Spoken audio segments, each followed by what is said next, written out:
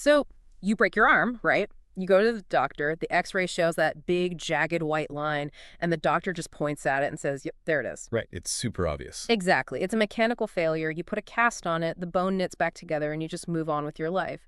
But when you step into the world of neurodevelopment or complex trauma, or honestly, even just the daily exhaustion of trying to survive in the modern world, that x-ray machine is entirely useless. Oh, completely. It gives you nothing. Right. You are looking at this diagnostic landscape that isn't just murky. I mean, it's often completely invisible to standard medicine. Yeah, and I think it really forces us to realize that the mechanical model of the human body, Yeah. viewing it just as this collection of levers and pulleys and chemical pumps is just fundamentally incomplete. Which brings us to our focus for today's deep dive. Yeah. We are actually bypassing the standard psychological models of trauma today. Completely skipping them. Yeah, instead, we are jumping straight into this incredibly profound, honestly, borderline radical set of texts. They're drawn from advanced biophysical frameworks, specifically referencing things like Cosmos Singulier and the Laboratoire de Somatique Stratégique. It's some pretty dense material, but so fascinating. It really is. Now, for you listening, I want you to think of these frameworks as the place where theoretical physics basically collides with intimate somatic psychology. We are going to explore the human body not as a meat sack, but as a highly sensitive, programmable antenna. I love that analogy, an antenna. Right. Because what if trauma is a measurable shift in your electromagnetic signature? And what if the cure isn't, 50 hours of talk therapy, but the literal physical impact of a bare foot on the earth, or even just the silence between two breaths? It has a massive paradigm shift. I mean, we're moving from asking, what is wrong with your mind to asking, what frequency is your biology currently forced to broadcast? That is just such a wild way to look at it. And I want to start right at the foundation of that, because this material introduces a vocabulary that completely redefines how we exist in space. Yeah, the terminology is really specific. It is. The absolute baseline concept here is what the author terms resonance souche, stem resonance. Now, looking at the text, my first instinct was to just equate this with homeostasis. Which is a really common first thought. Yeah, because in biology, homeostasis is the body's internal thermostat, right? Like sweating when you're hot, shivering when you're cold, just trying to stay level. But the text makes resonance souche sound far more active than just a resting equilibrium. It does, because it incorporates this concept of a vector or intention. I mean, medicine relies heavily on homeostasis as a metric of basic survival. Are your vitals stable? Right. Are you dying or not? Exactly. But resonance souche is what the living system inherently wants to be when absolutely nothing is constraining it. It isn't just the absence of disease. It is the fundamental, uncorrupted frequency of your specific organism. Okay, wait, give me an analogy here. Okay, think of the unique resonant frequency of a crystal glass. If you ping it, it rings in a very specific pitch. Right. And that pitch is based entirely on its unique molecular structure. Oh, okay. So resonance souche is like my biological tuning fork. Precisely.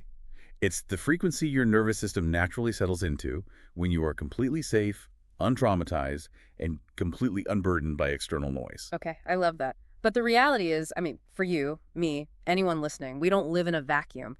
I have to interact with the world. I have to go to the grocery store and sit in traffic. Unfortunately, yes. And that's where the text introduces this mechanism called conference. CONF-HERENCE. Yes, which is a fusion of two distinct physical principles, confluence and coherence. Let's break those down. Confluence is fluid dynamics, right? Right. It's the meeting point of two distinct flows, like two rivers merging. And then coherence in physics refers to the stability and synchronization of a signal. Like a laser. Exactly like a laser.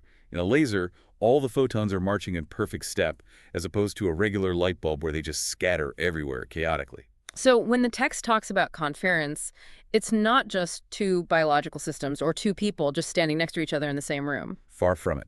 Conference is the state of absolute phase synchronization. It's where information flows between two systems without any signal loss or thermal waste. Wait, really? No signal loss at all? None. Imagine the electromagnetic field generated by a human heart interacting with, say, a molecular matrix, like a body of water, or even another person's nervous system. Okay, I'm picturing it. When they enter conference, their wavelengths align perfectly. Yeah. The peaks and the troughs of the waves just match up. The text argues that in this state of perfect constructive interference, the boundary between the observer and the observed actually temporarily dissolves. That sounds incredibly poetic, like something out of a philosophy book. It does, but the text insists this is a measurable biological reality. It's physics. And it uses a highly specific instrument to observe this phenomenon, right? A human nervous system operating under what it calls high voltage syndrome. Yes, and this is where the framework becomes heavily empirical, drawn from direct phenomenological observation. Now, high voltage syndrome isn't in the DSM-5, is it? No, it isn't a recognized psychiatric disorder. It is a descriptive term the author uses for a state of extreme sensory and energetic activation. The author actually utilizes their own autism spectrum disorder profile for this, right?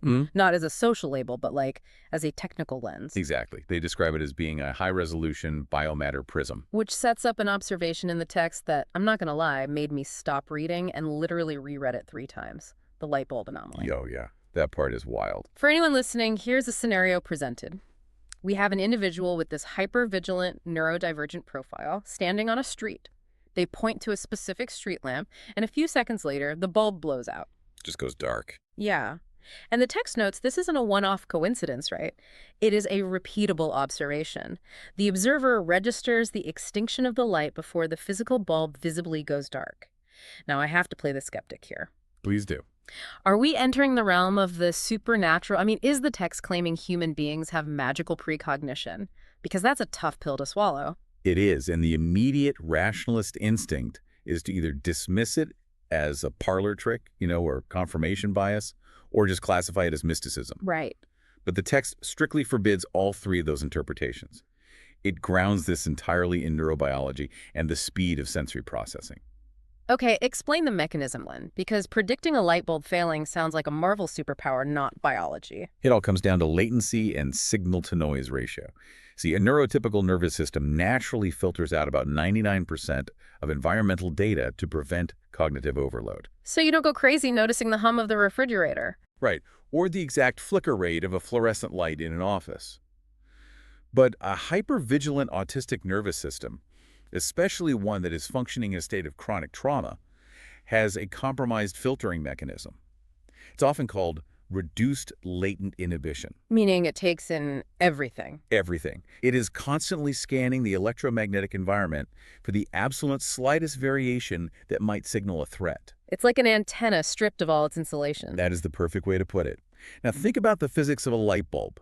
Before a high-pressure sodium street lamp visually extinguishes, there is a preceding physical event. Like the filament breaking. Even before that, there is a microdrop in voltage. There is an infinitesimal acoustic shift in the ballast. There is a microfluctuation in the local electromagnetic field. Things the human eye absolutely cannot see. Exactly. But things a hypertuned nervous system can physically feel.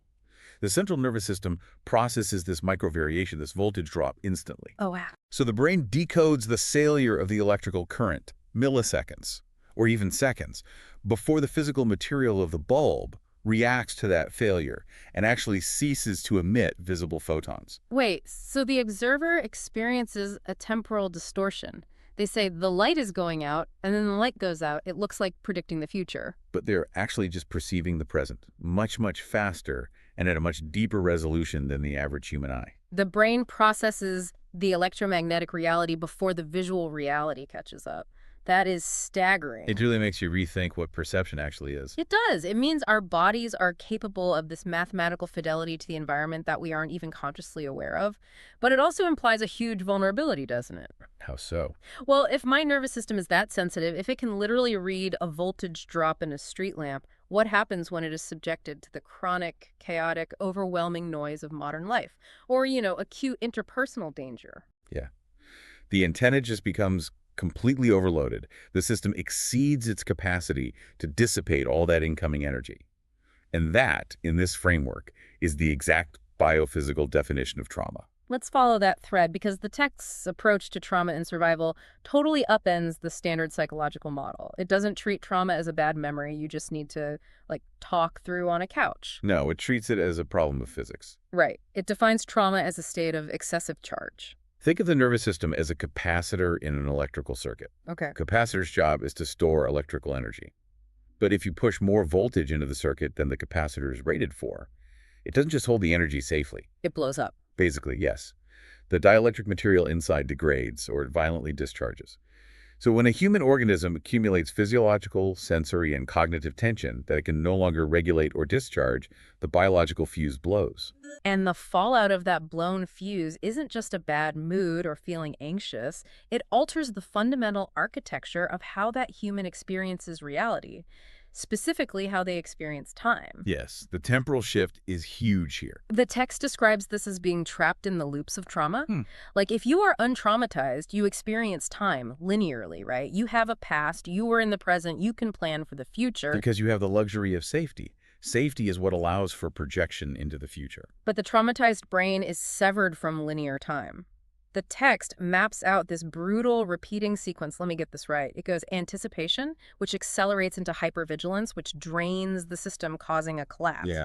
Then there is a partial recharge, just enough energy to, stand back up, which immediately meets a new overload, and the loop just starts again. Why does the brain lock into this specific sequence? Well, from an evolutionary neurobiology standpoint, Mm-hmm. the brain always prioritizes survival over accuracy. Okay, that makes sense. When the system is overloaded, the amygdala, which is the threat detection center, essentially hijacks the prefrontal cortex, which is responsible for logic and time perception. So the logic center goes offline. Completely. The brain stops recording new events as distinct, isolated incidents. Instead, it operates by reactivation. Every new stressor isn't a new problem to solve. It is a neurological confirmation that the original trauma is still happening right now. Oh, man. Which means the person isn't living a life.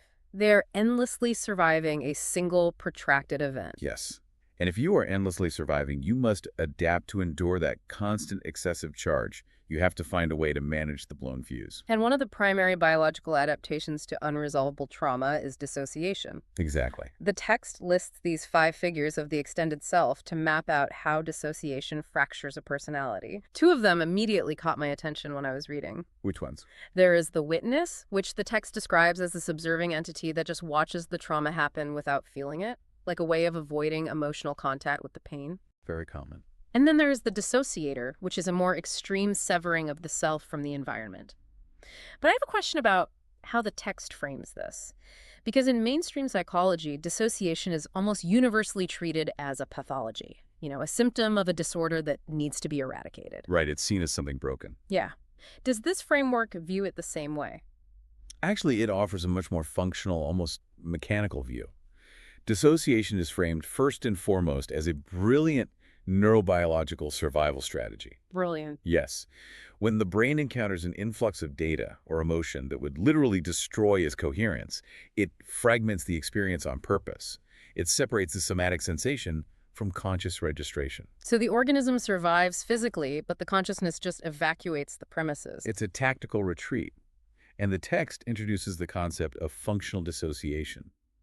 This really challenges the idea that all dissociation is pathological. Give me an example of functional dissociation. Well, consider deep meditative states or holotropic breath work, or even controlled shamanic trances in certain cultures. Oh, right. These are technically dissociative states, but they are reversible, they're enriching, and they've been deeply integrated into human history for thousands of years. But the distinction there is sovereignty, right? I mean, if a monk enters a trance, they are driving the car. If a trauma survivor dissociates during a heated argument, the car is driving them. That is the exact dividing line: sovereignty. Pathology arises when the operator is dragged into the dissociative state against their will, triggered by the environment, and they lack a secure framework to return to baseline. Which transitions us perfectly to the mechanism of psychic survival outlined in the text. It's encapsulated by this brilliant acronym, PPIS. The core mantra is, let me read the French here, Je définis ma fréquence, le bruit ne définit pas ma présence. I decide my frequency, their noise does not define my presence. I define my frequency. Their noise does not define my presence. That is just wow. That phrase is the operational antidote to pathological dissociation. It is the absolute assertion of the résonance souche against an overwhelming environment. And the text uses this concept to dissect interpersonal relationships, specifically the biophysics of how a bond dissolves and how a person loses their frequency to someone else. Yeah, the breakdown of relationships is analyzed almost like an engineering failure. It maps out 4 layers of dissolution: I really want to walk through these because the mechanics here are incredibly revealing for anyone who has ever been in a toxic dynamic. Let's do it. So the dissolution doesn't start with a loud argument or a big betrayal. It starts internally at layer 4, which the text calls treason against oneself. Treason against oneself. This is when you extinguish your own frequency to tune into someone else's, right? And you aren't doing it out of generosity, you're doing it out of a biophysical fear of conflict. Exactly. You suppress your own baseline to entrain to an aggressor or maybe a highly dysregulated partner just to keep the peace. Biophysically, what is happening there? You are instructing your vagus nerve to downregulate your own interosection, which is your ability to feel your internal state. You are silencing your own internal alarm bells. And because you have committed this treason, it inevitably causes layer 3, deafness. You literally lose the neurological capacity to hear your own needs. If you ignore the fire alarm long enough, somebody eventually just unplugs it. That is terrifying. And once you are deaf to yourself, you reach layer 2, blocking the connection. The system becomes rigid. You can no longer genuinely connect with the other person because the real you is no longer present in the interaction. You are just a reactive shell operating on their frequency. Which finally culminates in layer 1, emptying. The total collapse of trust, loyalty, and energetic exchange. The relationship is just dead. Dead on a biophysical level. And the text points out a crucial error most people make when trying to fix a relationship like this, or even heal from it in therapy. They try to start at layer 1. Which never works. Right. They try to negotiate trust. But you can't restore a bond through intellectual negotiation if the biology is still committing treason down at layer 4. You have to reverse the sequence. You have to reclaim your resonance souche first. You cannot think your way out of a physiological loop. Logic operates in the prefrontal cortex, which, as we established, is largely offline during trauma. So talking about it isn't enough. No. To break the loop, to rebuild the frequency, you must access the nervous system through a completely different vector. Which brings us to the most practical, kinetic part of this entire framework, the body in motion, corps et mouvement. This is the exclusive zoom-in we really wanted to focus on today. Yes, this is where the theory becomes practice. The text establishes a triptych of reharmony: body, presence, and breath. But to understand this, we first have to understand what the body actually is in this framework. It draws heavily on Wilhelm Reich's concept of character armor. The body isn't just a meat vehicle carrying a brain around. No, the body is an archive. An archive, I love that. Think about fascia, muscle tone, postural habits. These are physical ledgers recording every single instance of care, every moment of negligence, and every impact of social violence you've ever experienced. So, like, every delayed medical appointment because you couldn't afford it. Every time you braced yourself for an insult. Every moment of hypervigilance, it leaves a literal physical crystallization in the connective tissue. Exactly. The body becomes a cage built out of its own defense mechanisms. So how do you dismantle the cage? Because you can't just wish it away. The author breaks the living body down into 4 phenomenologies, right? 4 states of being that must be mastered to restore the frequency. Yes. The first is the static body. Which sounds like doing nothing. It's a slight misnomer. Yeah. Because a living organism is never truly static. This refers to dynamic equilibrium. It is your base postural tone. It is how your skeleton aligns against gravity when you think you are doing nothing. Okay, so if I'm just standing in line at the bank. Right. If your static body is gripped in chronic tension, say, if your shoulders are permanently raised an inch closer to your ears, then every single movement you make from that baseline will carry the signature of that trauma. You are building a house on a slanted foundation. Precisely. Which affects the second state, the dynamic body. Yeah. This is simply the foundation in motion, reaching for a cup, walking to the mailbox, turning your head. But the third state is where the text says the neurological repair truly begins, the dancing body. Yes. The text considers this the absolute most integrative form of human movement. The author includes this beautiful, deeply autobiographical note here that really struck me. They talk about discovering modern jazz and contemporary dance, and they describe it not as art, but as a primitive form of neurological repair that happened long before they even had the clinical vocabulary to explain it. It's a profound realization. I really want to dig into the biomechanics of this. Why is dance uniquely capable of repairing a traumatized nervous system? Because it forces a neurobiological contradiction that the brain is essentially forced to resolve. A contradiction. Okay, explain that. If you are chronically traumatized, your body is optimized for a single narrow function: threat detection and evasion. Your muscles are braced for impact. Your breath is shallow to avoid making noise. You minimize your footprint. You fold inward. You try to be invisible. Right. Dance demands the exact inverse of all those things. It requires you to consciously release tension to achieve fluidity. It demands that you expand, extend your limbs, and actively occupy physical space. And perhaps most terrifyingly for a traumatized person, it demands that you accept being looked at. Exactly. You become visible without being under attack. That is huge. As you execute these complex rhythmic movements, you're forcing the motor cortex, the proprioceptive network, and the emotional centers to synchronize. So the amygdala is sending a signal saying, hide, we are in danger. But the proprioceptive feedback from the body is sending a massive countersignal saying, I am occupying space, I am moving fluidly, I am expressing myself, therefore I must be safe. The body's movement literally overrides the brain's fear loop. You are physically hacking the nervous system to broadcast safety. That is amazing. It is. And that profound internal shift often occurs in the fourth phenomenology outlined in the text, the corps entre deux, The in-between body, the zones of transition. which means the space between immobility and movement. Right. This is a highly nuanced somatic concept. Transformation doesn't actually happen during the peak exertion of a movement. It happens in the suspension just before the movement changes direction. Like the exact moment a pendulum stops rising before it begins to fall. Exactly. It's the moment of maximum potential energy and zero kinetic motion.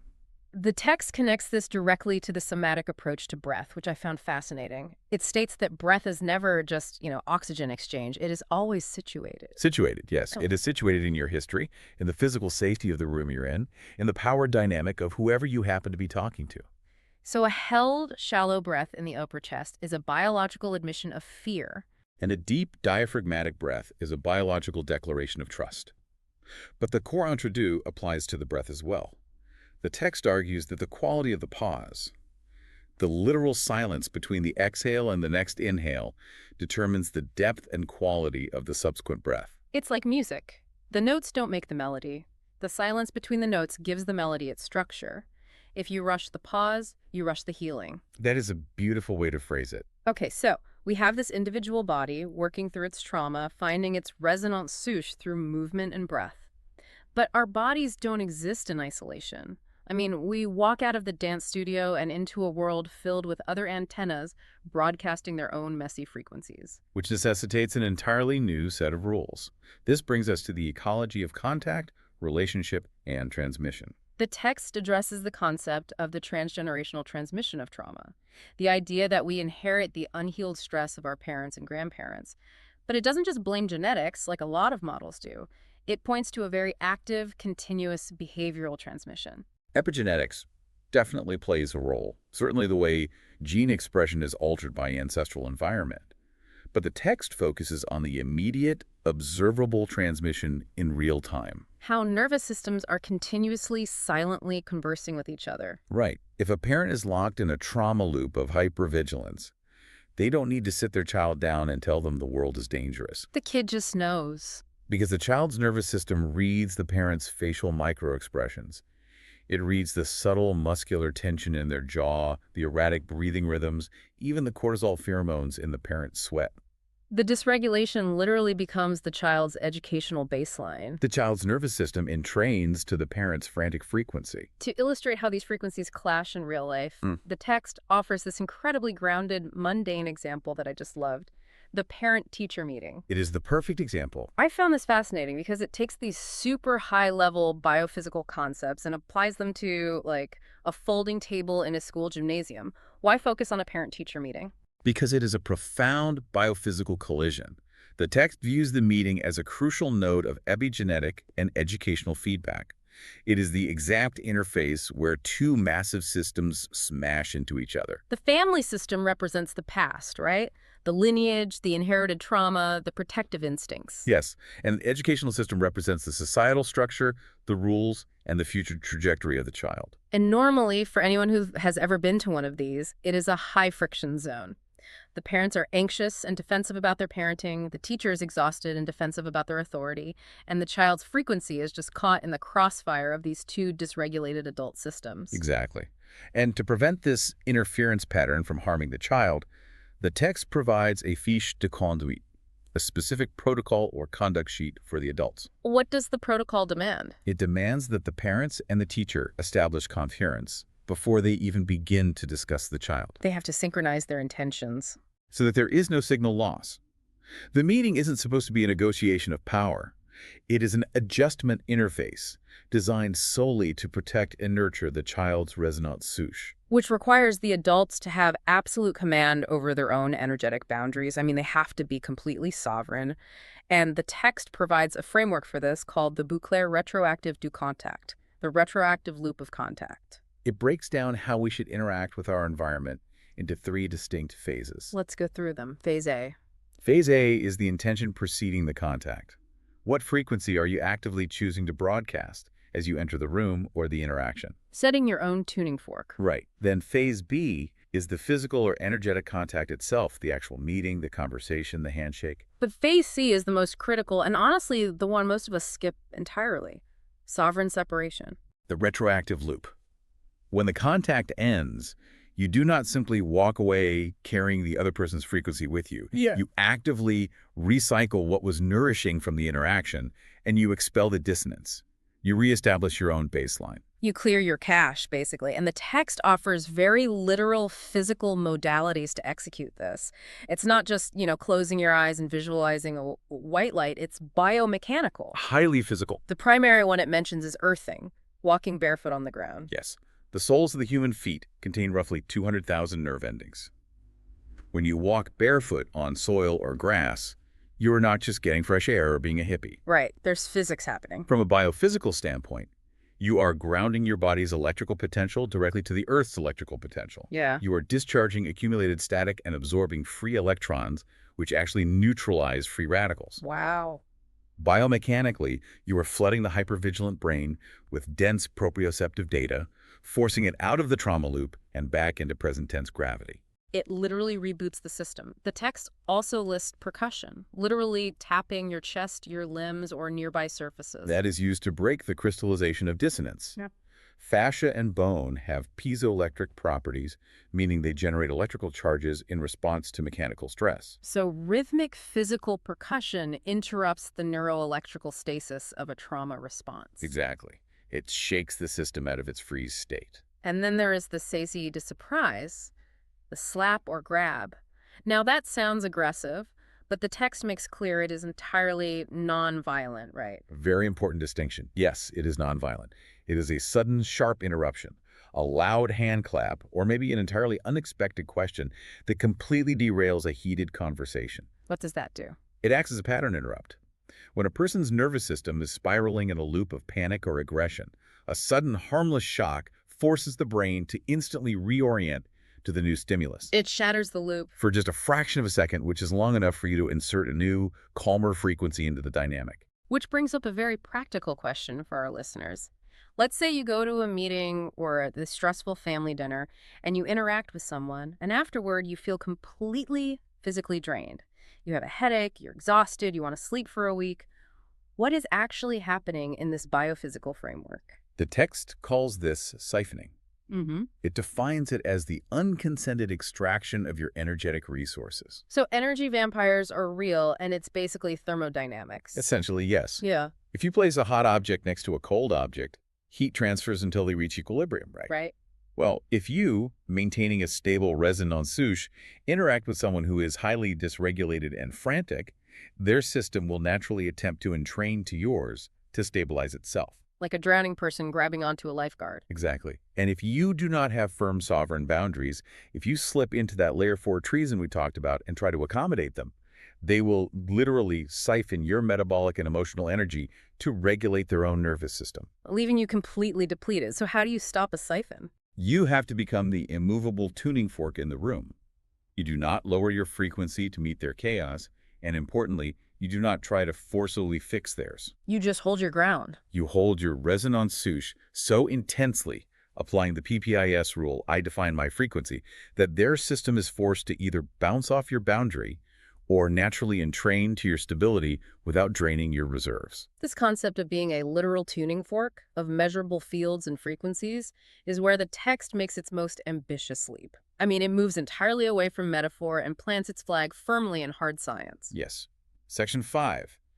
Biophysics in the vectorized field. The author insists that everything we've discussed is measurable. The text cites the human heart as a primary example. It states that the heart generates a magnetic field 100 to 1,000 times stronger than the brain. Specifically, it's around 50 picoteslas. Let's give that some scale for the listeners. How strong is 50 picoteslas? Okay, to put it in perspective, the Earth's magnetic field, the thing that moves compass needles and protects the entire atmosphere from solar wind, is about 50 microteslas. Okay. A picotesla is 1/1,000,000th of a microtesla. So the heart's field is incredibly subtle, yet it is absolutely distinct. Using squid-ooed magnetometers, superconducting quantum interference devices, scientists can actually measure the heart's magnetic field several meters away from the physical body. So your biological signature literally extends beyond your skin. You are broadcasting into the room. And the text cites research, specifically Hassan from 2012, demonstrating that when people communicate, their brain waves literally phase lock. They synchronize. Yes, and it also references biophotons. All living biological systems emit ultra-weak photon emissions, actual, literal light. Wait, we glow. On a microscopic level, yes. Right. And the frequency and coherence of this light change based on the metabolic and stress state of the organism. So when you say someone has a bad vibe, you are likely processing very real, subperceptual electromagnetic and photonic data. You are reading their data. To measure this, the text introduces a concept developed by Alan Imbert called the Sonde integral, or integral probe. Now, I have to admit, when I read integral probe, my 21st century brain immediately pictured a wearable tech device, like an Apple Watch on steroids that you plug into someone's arm. A very natural assumption given the terminology, but the text is explicit. The Sonde integral is not a piece of hardware. It cannot be manufactured in a factory. It is a posture. Precisely. It is a highly advanced multi-sensory observation posture adopted by the operator. What does that entail? It requires the observer to enter a state of profound internal stasis. You have to completely silence your own internal monologue and drop all physical tension. Basically becoming a blank slate. Yes. From this baseline of absolute quiet, the observer integrates ambient sound, light reflection, and proprioceptive empathy to read the echoes of the body in the target. What exactly are they measuring if not numbers on a digital screen? They are measuring latency, the microseconds of delay between a stimulus and a biological reaction. Oh, like how long it takes someone to flinch. Or watching how a person's breathing shifts imperceptibly when a topic changes in conversation. They are observing the fluid dynamics of their movement. The observer's own nervous system becomes the highly calibrated scientific instrument. And once an operator can read the field with that level of fidelity, the text claims they can actually modulate it. It introduces two concepts that really push the limits of my understanding: phonancy and chromancy. Let's start with fomancy. Right. The text defines this as modulating reality through sound vibration, and it gives highly specific examples like using a 7.83 hertz frequency, which aligns with the Schumann resonance, the electromagnetic heartbeat of the Earth, to induce neutral stability in a subject. Which aligns perfectly with established neurology regarding brainwave entrainment. 7.83 hertz falls right in the low alpha high theta state, which is associated with deep relaxation and pre-sleep clarity. Okay, I track with that. That makes sense. But then the text takes a massive leap. It mentions using a 24.0 kilohertz frequency, classifying it as a carbon shield. Now, I have to stop here and push back a little bit. I figured you might. 24 kilohertz is ultrasound. It's completely above human hearing. Claiming that an acoustic wave can act as a physical shield for carbon-based biology, that crosses the line from biophysics into science fiction for me. How does the text possibly justify this mechanism? It is certainly the most theoretical edge of the framework, but the mechanism it hints at is acoustic levitation and the structural organization of matter via standing waves. Standing waves. Okay, keep going. We know from physics that specific acoustic frequencies can reorganize the dipoles of intracellular water. Yeah. Sound can literally force matter into geometric patterns. Look at the science of cymatics. Right, where they play sound over sand and it makes those perfect mandalas. Exactly. The text theorizes that a highly specific high-frequency acoustic wave like 24 kilohertz could create a resonant standing wave within the biological matrix, essentially organizing the water molecules inside the cells into a highly dense, coherent lattice. A lattice. Yes.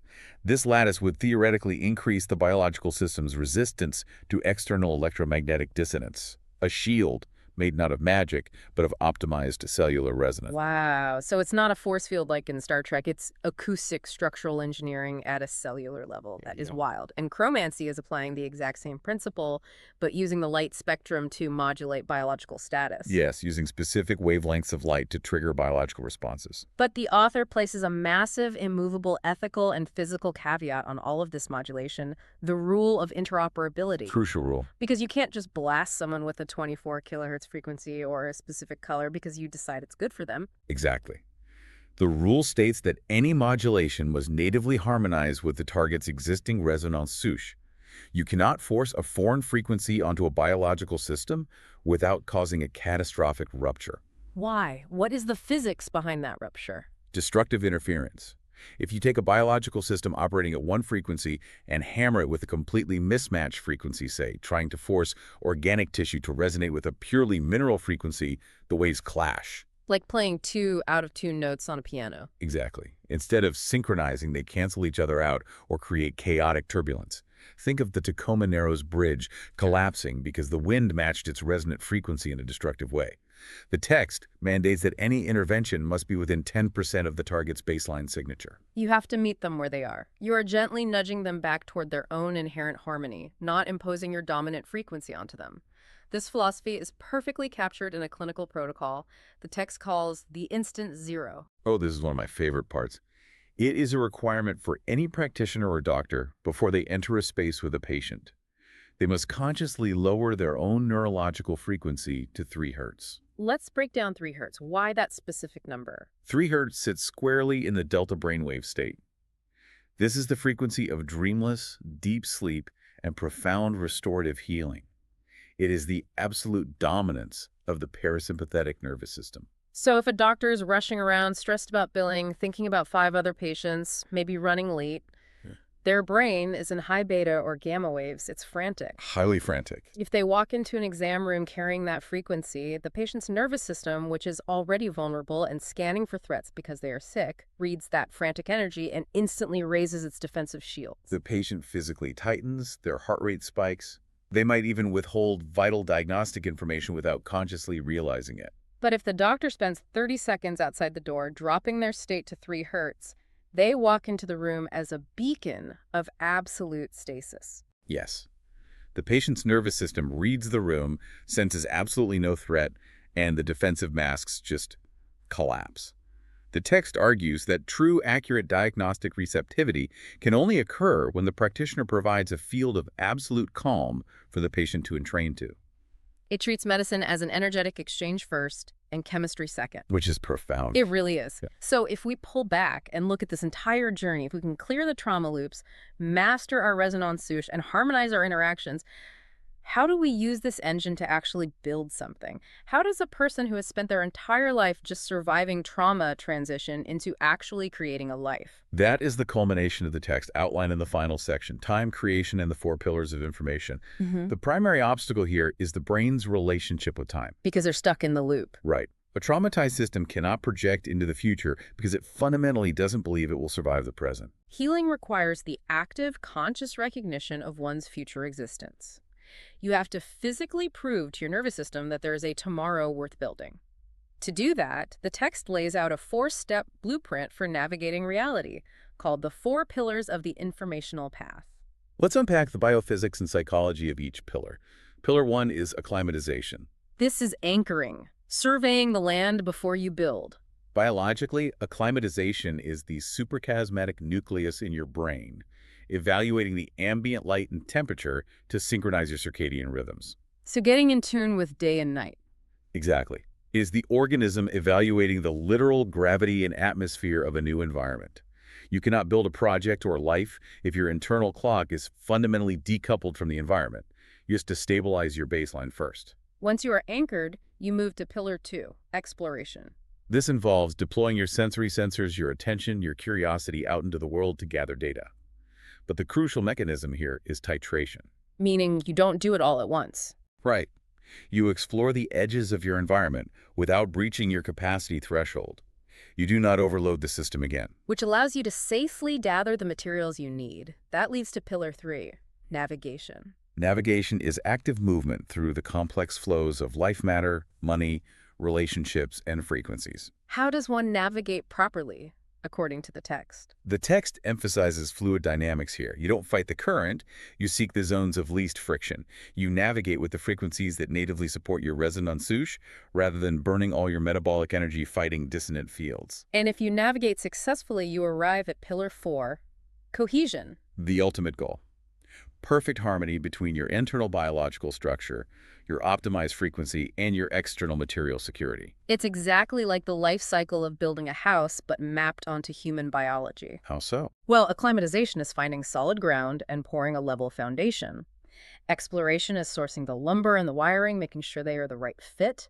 Navigation is the actual heavy lifting of construction, avoiding bad weather, routing the plumbing. And cohesion is turning the key, walking inside, and finally being able to rest because the structure is completely sound. That's a great analogy. And to maintain that cohesion, the text offers one final striking practice. It pulls from Japanese aesthetics, specifically the Karasansui, or Zen garden. I loved this detail because it treats the Zen garden not as pretty landscaping, but as a literal biophysical regulator. Raking the sand in a Zen garden is an externalization of internal order. But you have to look at the mechanism. The precise granular patterns in the sand act as a visual metamaterial. Explain that. How does looking at sand affect the brain? When you look at the perfectly spaced parallel lines in the sand, it has a direct neurological effect on your eyes. It stabilizes your eyes, saccades the rapid involuntary micro-movements of the eye. Right. Unstable, frantic saccades are a hallmark of a stressed, hypervigilant nervous system that is constantly scanning the horizon for threats. This sounds exactly like the mechanics of EMDR therapy, eye movement desensitization, and reprocessing. It is the exact same underlying biophysical principle. By locking the eyes onto a coherent, mathematically stable external pattern, the visual cortex sends a signal of profound stability back through the central nervous system. The brain entrains to the geometry of the sand. Yes, you are using the physical material world to actively tune your internal frequency back to homeostasis. That is it's a brilliant synthesis of art and neuroscience. We have covered an immense, staggering amount of ground today. We really have. We started at the absolute microscopic baseline of the resonance souche, that perfect internal tuning fork. We looked at how the excessive charge of chronic trauma overloads the capacitor, locking us into brutal survival loops and completely distorting our perception of time. And we explored how the physical act of occupying space, the dancing body, can override the amygdala and actually repair that neurology. We dove into the epigenetic transmission of trauma, the clashing frequencies of a parent-teacher meeting, and the absolute necessity of sovereign separation. We examined the hard biophysics of presence, the 50 picotesla magnetic field of the heart, the phase locking of brain waves, and the necessity of dropping to 3 Hz to achieve true clinical empathy. And finally, we mapped out the structured pillars of creation, proving to our nervous systems that a future existence is actually possible. It is a profound framework that just flat out refuses to separate the mind, the body, the trauma, and the physical universe.